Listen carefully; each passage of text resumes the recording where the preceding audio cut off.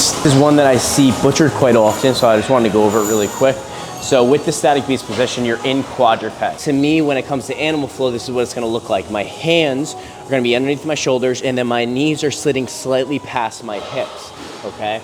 Now, as I sit in position, I wanna create full body tension. The more tension I can create, the easier, so to speak, or simple the movement becomes, all right? So as I get set up into position, it's going to be a 4 point of contact type movement, and then we can move into 3 or 2 once you get stronger in the position. Now, I want to think about corkscrewing my hands into the ground so that the pins, my elbows are facing in front of me.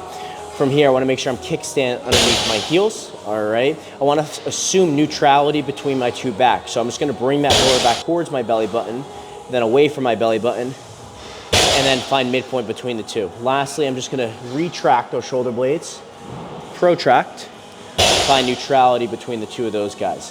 From here, I just like to think about bringing my knees an inch up off the ground as if I'm trying to slide a piece of paper underneath it. So it's very, very minimal.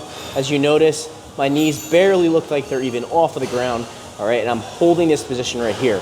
Now with this movement right here, we wanna focus on that full body tension, all right? What you'll probably notice is a good amount of tension going through your quads, your core, as well as your shoulders. Some people feel it in other key areas depending on where you're deriving majority of your tension. Now, if you're very punched over, you're probably gonna feel shoulder, all right? And if you're in a mid position, you're probably gonna feel a good amount of core in there. Just ensure that the entire way through the movement, you're creating that full body tension.